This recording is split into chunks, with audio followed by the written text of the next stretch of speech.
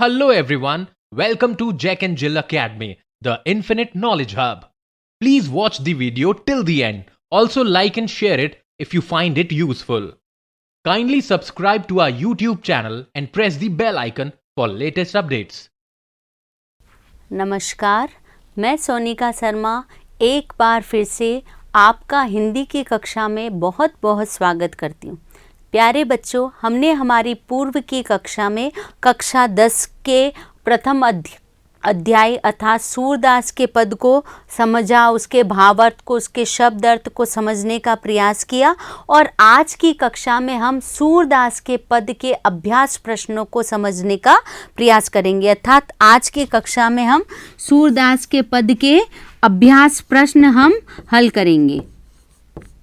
अगर आपने उन चारों पदों को अच्छे से समझा है तो निश्चित रूप से आप उन सभी प्रश्नों को हल कर पाएंगे। तो आज की कक्षा में हम अभ्यास प्रश्नों को हल करेंगे।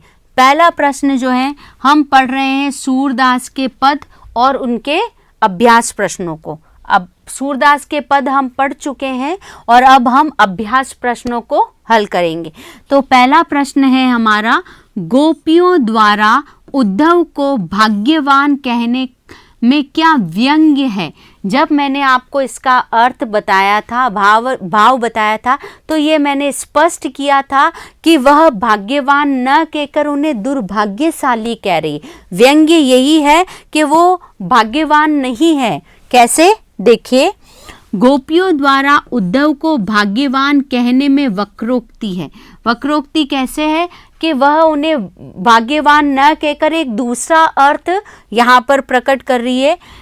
दिखने में प्रशंसा कर रही है किंतु वास्तव में वह यह कहना चाह रही है कि तुम बड़े अभागे हो, तुम सच में दुर्भाग्यशाली हो। कैसे? कि प्रेम का अनुभव नहीं कर सके, न किसी के हो सके, न किसी को अपना बना सके। तुमने प्रेम का आनंद जाना ही नहीं, तुम सच में दुर्भाग्यशाली हो। तो ये एक प्रकार का व्यंग्य है, यानी भाग्यवान कहकर एक दूसरा अर्थ वो यहाँ पर ये दे रही है कि तुम सच में दुर्भाग्यशाली हो। श्री कृष्ण के पास रहते हुए भी तुमने प्रेम का अनुभव नहीं किया, प्रेम से अछूते ही रहे। बढ़ते हैं हम दूसरे प्रश्न की ओर। उद्धव के व्यवहार की तुलना, उद्धव का जो व्यवहार है, जो उनका रहा है कि वो श्री कृष्ण के पास रहते भी प्रेम से अछूते रहे, इस व्यवहार को इस व्यवहार की तुलना किस किस से की? हमने जाने थे वो उदाहरण जिससे ये बताया गया है कि उद्धव जो है वो प्रेम से दूर रहे। कैसे? उद्धव के व्यवहार की तुलना दो वस्तुओं से की है। कमल के पत्ते से जो पानी में रहकर भी गीला नहीं होता है। मैंने आपको बताया था कमल का जो पुष्प है वह कीचड़ के अंदर खिलता है और उनके जो बड़े बड़े पत्ते होते हैं वो जल के साथ ही रहते हैं, लेकिन कभी भी उनका उस जल का असर उन पत्तों पर नहीं आता है। तो जल में रहते हुए भी गीला नहीं हो पाया। फिर है तेल में डूबी हुई गागर से जो तेल के कारण पानी में गीली नहीं होती, यानी पानी के बीच में एक तेल से भरी हुई गागर रखी है और उस पर पानी का कोई असर नहीं होता है। तो इसी प्रकार श्री कृष्ण के साथ रहते हुए भी, सानिध्य में रहते हुए भी वह प्रेम से दूर रहे हैं। कितनी बड़ी बात है प्यारे बच्चों। अगला प्रश्न है हमारा, गोपियों ने किन किन उदाहरणों के माध्यम से उद्धव को उल्हाने दिए? शिकायत की है। जानते हम क्या है उनके उल्हाने? गोपियों ने निम्नलिखित उदाहरणों के माध्यम से उद्धव को उल्हाने दिए। पहला उल्हाना ये है कि उन्होंने कहा कि उनकी प्रेम भावना उनके मन में ही रह गई, यानी वह अपने मन की बात को श्री कृष्ण के समक्ष नहीं रख पाए। वे न तो श्री कृष्ण से अपनी बात कह पाती है न अन्य किसी से। दूसरा उल्हाना ये है कि वे कृष्ण के आने के इंतजार में ही जी रही थी कि जब वो आएंगे तो हम सब कुछ उन्हें बता देंगे, किंतु कृष्ण ने स्वयं न आकर योग साधना का संदेश भिजवाया, इससे उनकी विरह व्यथा जो है वो और अधिक बढ़ गई। यानी इस आशा में जी रही थी जब वो आएंगे तो हमारी सारी पीड़ाएं स्वतः ही खत्म हो जाएगी, लेकिन उनका न आना और योग साधना का संदेश भिजवाना, इससे उनकी पीड़ा और ज़्यादा बढ़ गई है। बढ़ते हैं आगे। तीसरा है उल्हाना। वे कृष्ण से रक्षा की गुहार लगाना चाह रही थी। वो चाह रही थी श्री कृष्ण हमें आकर हमें इस दशा से उभारे, इस पीड़ा से बचाएं। वहाँ से प्रेम का संदेश चाह रही थी, परंतु वहीं से योग साधना की धारा को देखकर उनका दिल पूर्ण रूप से टूट गया, सारी आशाएं उनकी टूट गई। फिर है वे कृष्ण से अपेक्षा करती थी कि वे उनके प्रेम की मर्यादा को रखेंगे, यानी प्रेम की मर्यादा दोनों तरफ से रखी जाती है तो श्री कृष्ण भी उसे निभाएंगे, लेकिन ऐसा नहीं हुआ। वे उनके प्रेम का बदला प्रेम से देंगे, किंतु उन्होंने योग साधना, योग संदेश भेजकर प्रेम की मर्यादा को तोड़ दिया है। हमने ये पद में पढ़ा था कि कैसे श्री कृष्ण ने मर्यादा का उल्लंघन किया है। वो प्रेम की मर्यादा का उल्लंघन था जो कि उन्होंने पूरा नहीं किया। उसके बाद में उद्धव द्वारा दिए गए योग के संदेश ने गोपियों की विरहाग्नि में घी का काम किया। आप जानते हो अग्नि के अंदर जब हम घी डालेंगे तो अग्नि और ज़्यादा भड़क जाएगी, और ज़्यादा बढ़ जाएगी। तो ऐसा ही पहले से ही वो उनके विरह में जल रही थी, लेकिन जब उद्धव ने आकर योग साधना का संदेश सुनाया तो उनकी विरहाग्नि और ज़्यादा बढ़ गई है। तो जानते हैं हम इसके उत्तर को। श्री कृष्ण के मथुरा चले जाने पर गोपियां पहले से ही विरहाग्नि में जल रही थी। वे श्री कृष्ण के प्रेम संदेश और उनके आने की प्रतीक्षा कर रही थी कि जब वो आएंगे तो हमारी सारी पीड़ाएं खत्म हो जाएगी। ऐसे में श्री कृष्ण ने उन्हें योग साधना का संदेश भेज दिया, जिससे उनकी व्यथा कम होने के बजाय और अधिक बढ़ गई। इस तरह उद्धव द्वारा दिए गए योग के संदेशों ने गोपियों की विरहाग्नि में घी डालने का काम किया, अर्थात उनकी पीड़ा को और ज़्यादा बढ़ाया है। तो आपको समझ आ गया होगा। बढ़ते हैं आगे। मर्यादा यानी मर्यादा, न लही यानी मर्यादा का पालन नहीं किया गया है के माध्यम से कौन सी मर्यादा न रहने की बात कह रही है। गोपियाँ कौन सी मर्यादा न रखने की बात कह रही है, आइए जानते हैं। प्रेम की यही मर्यादा है कि प्रेमी और प्रेमिका दोनों प्रेम को निभाए, दोनों तरफ से निभाया जाए। वे प्रेम की सच्ची भावना को समझे और उसकी मर्यादा की रक्षा करें, ठीक है। परंतु कृष्ण ने गोपियों से प्रेम निभाने की बजाय उनके लिए नीरस योग संदेश भेज दिया, जो कि एक छलावा था, है ना। छल किया है उनके साथ में, उन्हें भटकाया है। इसी छल को गोपियों ने मर्यादा का उल्लंघन कहा है, यानी उन्होंने प्रेम को निभाया नहीं है पूर्ण रूप से, यहाँ से जाकर उन्हें भूल गए। और गोपियों को भी यही कहा कि वह भी श्री कृष्ण को भूलकर निर्गुण ब्रह्मा की आराधना करें और योग साधना को अपना लें। तो उन्होंने भी मर्यादा का उल्लंघन किया और गोपियों से भी वह चाहते थे कि वो भी ऐसा करें, लेकिन गोपियों ने यह बता दिया है कि ऐसा नहीं हो सकता, क्योंकि उन्होंने श्री कृष्ण को दृढ़ता से अपने हृदय में बांध लिया है। बढ़ते हैं अगले प्रश्न की ओर। कृष्ण के प्रति अपने अनन्य प्रेम को गोपियों ने किस प्रकार अभिव्यक्त, कितना प्रेम है श्री कृष्ण के प्रति गोपियों के हृदय में, इसको कैसे बताया जाए। तो जानते हमने गोपियों ने कैसे बताया है। गोपियों ने कृष्ण के प्रति अपनी अनन्य भक्ति अभिव्यक्त निम्नलिखित रूपों से की। वो बता रही है कि हमारे हृदय में श्री कृष्ण के प्रति कितना प्रेम है। पहला है, वे अपनी स्थिति गुड़ से लिपटी चींटियों जैसी पाती है, जो किसी दशा में श्री कृष्ण से दूर नहीं हो सकती है। जैसे गुड़ से चींटी अलग नहीं हो सकती, वैसे ही हम श्री कृष्ण से अलग नहीं हो सकते। वे श्री कृष्ण को हारिल की लकड़ी के समान मानती है। जैसे हारिल पक्षी लकड़ी को दृढ़ता से पकड़ लेता है, उसे छोड़ता नहीं है, हमने भी श्री कृष्ण को अपने हृदय में वैसे ही बसा लिया है। वे श्री कृष्ण के प्रति मन कर्म वचन से समर्पित है, यानी अपने मन से श्री कृष्ण के हैं, वचनों से भी और कर्म से भी श्री कृष्ण के हैं। फिर बाद में वे सोते जागते दिन रात श्री कृष्ण का ही जाप करती है, हर समय श्री कृष्ण के बारे में ही सोचती है। आगे है, उन्हें कृष्ण प्रेम के आगे योग संदेश कड़वी ककड़ी जैसा लगता है, तो इसे नहीं स्वीकारा जा सकता है। अगला प्रश्न है, गोपियों ने उद्धव से योग की शिक्षा कैसे लोगों को देने की बात कही। हमने पढ़ा था कि हे उद्धव, आप अपना ये योग साधना का संदेश उन्हें सुनाए जिनके मन चक्री, यानी जिनका मन अस्थिर है, वह जल्दी से किसी की बातों में आ जाते हैं। तो देखिए एक व्यवस्थित उत्तर, गोपियों ने उद्धव को कहा है कि वे योग की शिक्षा ऐसे लोगों को दें जिनके मन स्थिर ना हो, एक से प्रेम ना करते हो, जिनके हृदयों में कृष्ण के प्रति सच्चा प्रेम नहीं है, जिनके मन में भटकाव है, दुविधा है, भ्रम है और चक्कर है, यानी कुल मिलाकर जिसका मन एक निष्ठ प्रेम ना करता हो, जिनका मन अस्थिर हो, उन्हें ये योग संदेश सुनाया जाए, वो जल्दी से तुम्हारे इस संदेश को स्वीकार लेंगे, हम नहीं स्वीकार सकते। तो इसके अंदर गोपियों का एक निष्ठ प्रेम जो कि श्री कृष्ण से है, वही हमें बताया गया है। बढ़ते हैं आगे की ओर।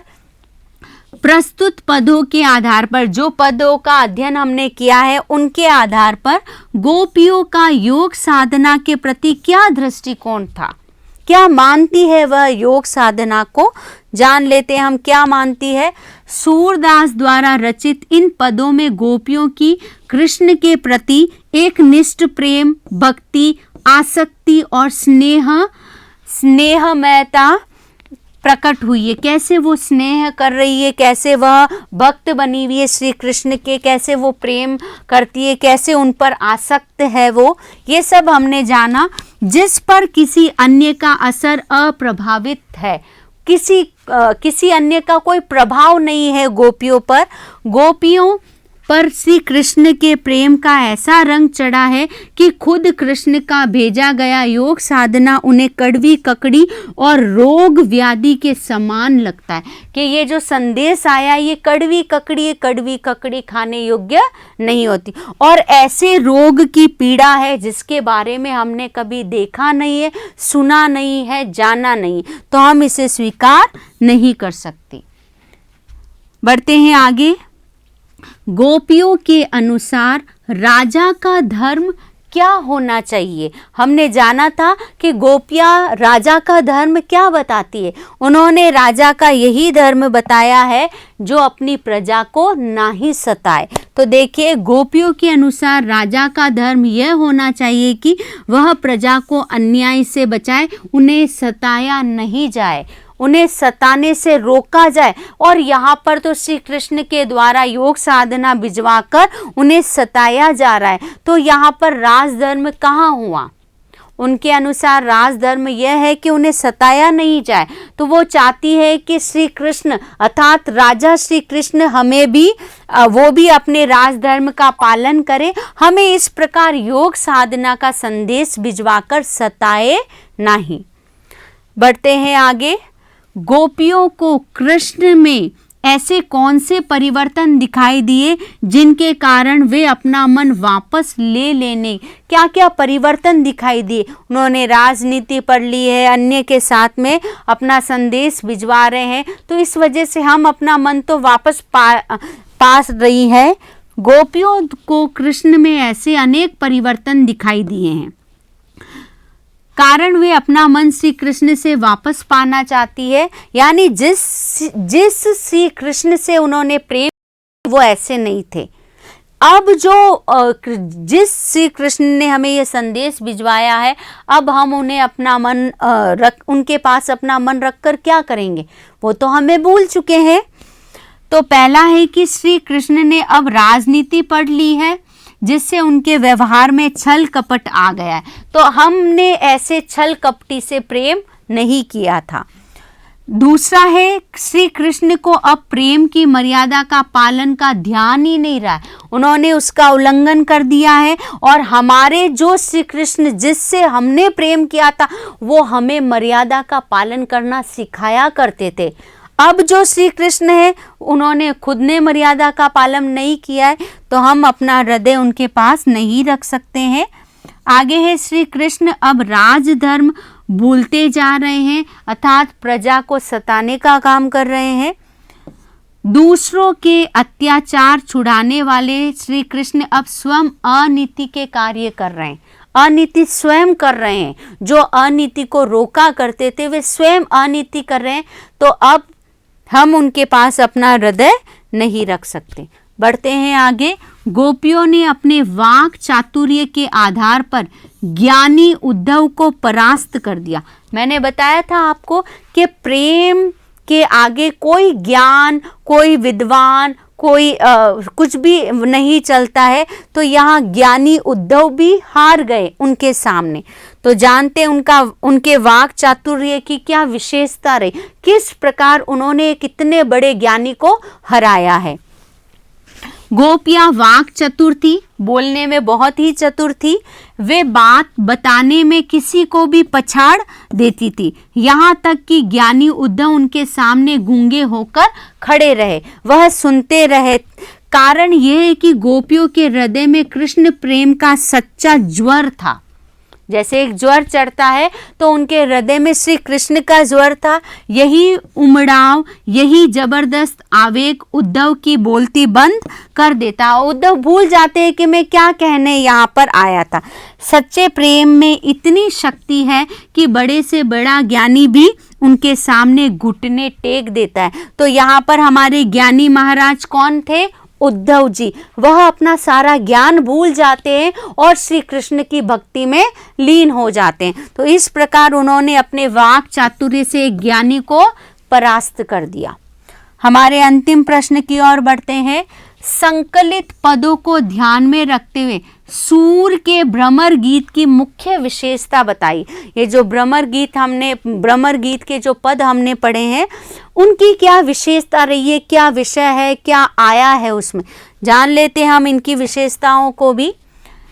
सूरदास के पदों के आधार पर भ्रमर गीत की कुछ विशेषताएं हमें यहाँ ये नजर आती है कि सूरदास के भ्रमर गीत में विरह व्यथा का मार्मिक वर्णन किया गया है कि जिसे पढ़कर हर एक के मन में वह मर्म पैदा हो जाए। इस गीत में सगुण ब्रह्म की सराहना की गई। सगुण का मतलब होता है जिसे आकार रूप के रूप में पूजा की जाए, अर्थात गोपियाँ जो है वो सगुण भक्त थी, अर्थात उन्होंने साक्षात श्री कृष्ण से प्रेम किया था। तो अब वो निर्गुण ब्रह्मा की उपासना नहीं कर सकती थी। इसमें गोपियों के माध्यम से उपालम, वाक्य पटुता, व्यंग्यात्मकता का भाव मुखरित हुआ है। कैसे वो उल्हाने दे रही है, कैसे व्यंग्य कर रही है, कैसे अपनी चतुरता दिखा रही है। तो ये सब उनके भ्रमर गीत की विशेषता रही है। कुछ विशेषता ये भी है, गोपियों का कृष्ण के प्रति एक निष्ठ प्रेम प्रदर्शित हुआ। उन्होंने कहा है कि हमने तो श्री कृष्ण से प्रेम किया है, श्री कृष्ण को ही अपने हृदय में दृढ़ता से बांध दिया है, तो अब हम अन्य से प्रेम नहीं कर सकती है। तो वहाँ पर उनकी एक निष्ठता ही समझ आती है। उद्धव के ज्ञान पर गोपियों के वाक चातुर्य और प्रेम की विजय का चित्रण हुआ। यहाँ पर प्रेम की विजय हुई है और ज्ञान परास्त हो गया है। पदों में गेयता है, हम इन पदों को गा सकते हैं और इनमें संगीतात्मकता भी है, संगीत भी है। तो इस प्रकार हमने जाना कि किस प्रकार से भ्रमर गीत बहुत ही सुंदर गीत था और बहुत अच्छा एक असर हम पर छोड़कर गया है। प्यारे बच्चों, आज की कक्षा में हमने कक्षा 10वीं के पहले अध्याय अर्थात सूरदास के पद के अभ्यास प्रश्नों को हल किया और आशा करती हूँ कि आप इन सभी प्रश्नों को हल कर पाएंगे स्वयं भी। ये तो आपकी सहायतार्थ के लिए थे। तो आज की कक्षा का जो हमारा अभ्यास प्रश्न को हल करने का कार्य है वो यहीं पर समाप्त होता है। प्यारे बच्चों, अभ्यास करते रहिए, पढ़ते रहिए और आगे बढ़ते रहिए। इसी के साथ आज की हमारी हिंदी की कक्षा यहीं पर समाप्त होती है। धन्यवाद। Thank you for watching the video. Follow us on Facebook, Instagram, Twitter, and LinkedIn as Jack and Jill Academy for more information. You can also download Jack and Jill Academy's app from Play Store for online courses related to school education from pre-primary to senior secondary level. Competitive exams like NTSC, NDA, CLAT, JEE, NEET, and multi-activities like yoga, art and craft, dance, music, self-defense, and many more.